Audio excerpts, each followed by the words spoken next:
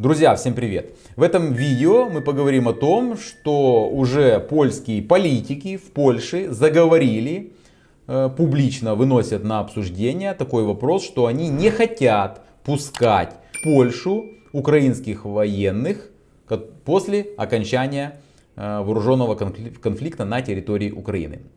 Если вам эта тема интересна, смотрите это видео до конца и вы поймете, по какой причине они не хотят это делать и почему они уже выносят это на публичное обсуждение. Уже некоторые европейские политики понимают, что возможно в 2025 году, в скором времени в Украине будет завершен вооруженный конфликт, война. Также они понимают, какие в связи с этим могут возникнуть проблемы в странах Европейского Союза. После завершения конфликта Украина откроет, возможно, откроет границы, если это произойдет. И тогда вы сами прекрасно понимаете, что бегство граждан Украины из цветущей демократии усилится в разы. Особенно убегать будут мужчины и те, которые не служили, которые прятались от ТЦК, и те, которые воевали. Они станут не нужны государству. Сейчас можно наблюдать, как военные инвалиды украинские, которые отдали свое здоровье вооруженным силам в этой войне, остались без ног, без рук. Сейчас они списаны, там в резерве или неважно. Они просят деньги на лекарства, потому что им государство эти лекарства не предоставляет, и денежные средства им не платят. Там платят какие-то копейки, там, по-моему, 500 или 700 гривен. Значит, можно это наблюдать. Я такие делаю выводы из средств массовой информации, в том числе и украинских. Это все показывается и так далее. Вы, наверное, тоже эти все ролики видели, кадры и даже интервью украинские журналисты брали у таких военнослужащих. Поэтому я прихожу к выводу, что украинские военные, которые стали инвалидами, они в большинстве своем случаев не нужны государству. И, соответственно, когда война закончится, то такая же тенденция будет наблюдаться тоже.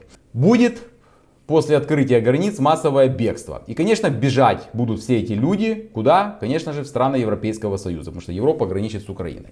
И европейские чиновники, в частности польские политики, уже понимают, что украинские военные, которые воевали, это далеко не ангелы света и люди чести, как принято в Украине это называть.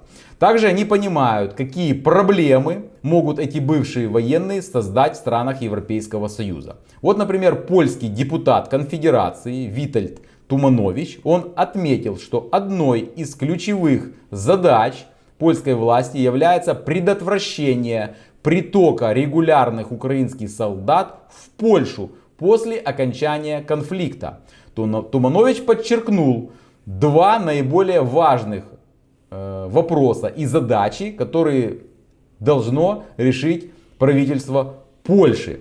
И это приоритетные для Польши задачи. Вот что он сказал. Во-первых, ни одного польского солдата в Украине, то есть он против, чтобы Польша посылала военнослужащих в любом формате на территорию Украины. А во-вторых, необходимо обеспечить, чтобы в Польшу не попадали украинские солдаты.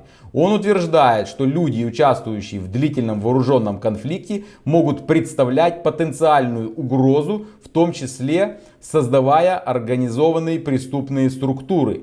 Мы прекрасно знаем, что происходит с солдатами, которые уже не на фронте. К сожалению, они склонны организовывать организованную преступность, поэтому мы не можем допустить их приезда в Польшу. История мировая такие примеры уже знает. Что брать? Возьмем войну в Афганистане, в которой участвовал Советский Союз.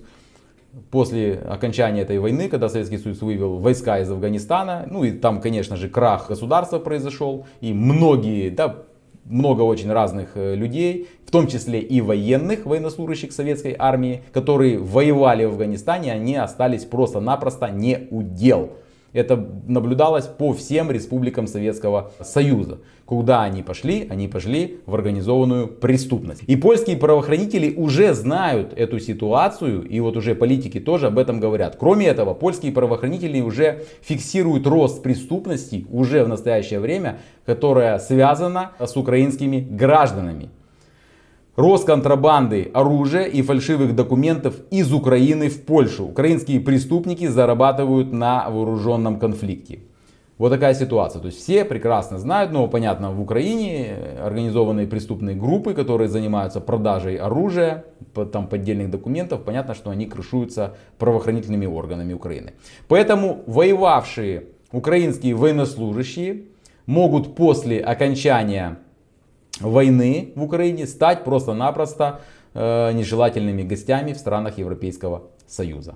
Ну, опять же, как это будет юридически реализовано и будет ли вообще это реализовано, это сложно понять. Я думаю, что на практике это не будет реализовано, потому что, ну как они будут отбирать людей, то есть это не будет соответствовать демократическим принципам и так далее.